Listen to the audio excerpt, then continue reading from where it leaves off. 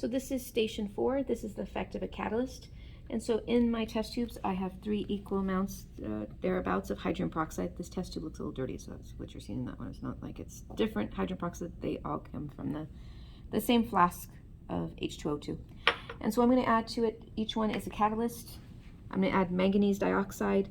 It says it's solid, but I actually change it to drops because I cannot find my solid. So this is sodium iodide, and the last chemical is yeast, which you use to make bread. So I'm going to add a small amount to each, and you guys can observe the reaction, and then I'll add a splint, but this one's not going to be lit. It's going to be just red after it's blown out.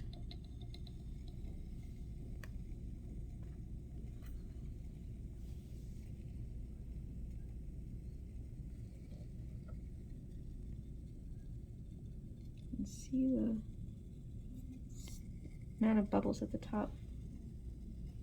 Temperature's not changing very much yet. It's kind of like going down to the bottom and getting it reacting fully throughout the container now. Let's try the sodium iodide. I'm just gonna add a couple drops.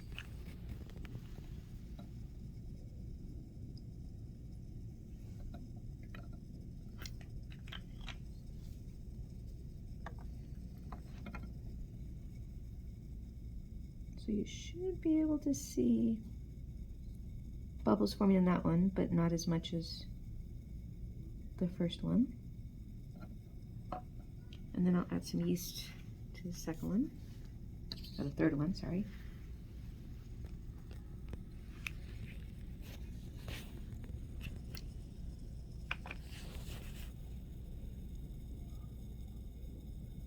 And then to this one that's reacting the most, so the manganese dioxide is obviously reacting the most, but you can see there's a lot more bubbles now with the sodium iodide.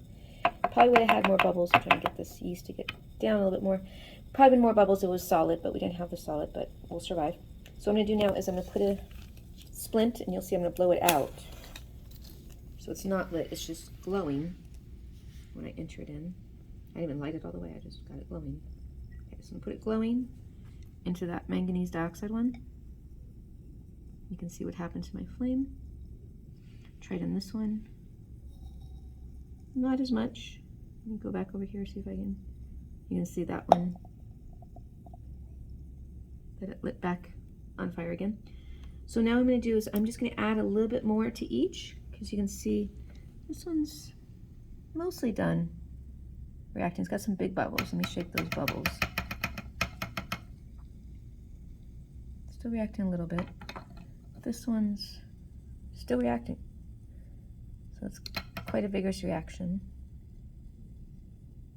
And this one, a little bit. You can see the bubbles there at the top that are forming. But that yeast is still kind of stuck. That's a little bit better. Swirling up a little bit more now. And you can really see those bubbles at the top. So let's see what happens when I add a little bit more hydrogen peroxide to this one that's reacting the most. You can see it's still reacting pretty strongly. But let me add a little bit more hydrogen peroxide and see what happens.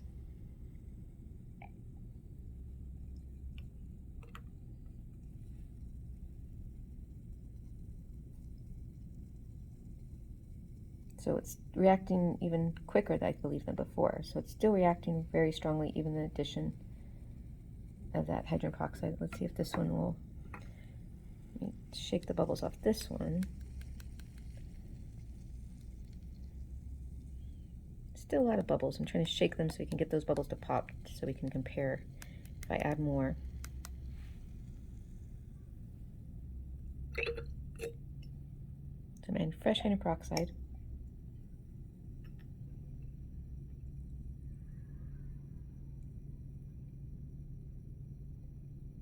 And you can see a new batch of bubbles is starting to come up. Let's see over here. This one's still reacting, still producing a lot of gas.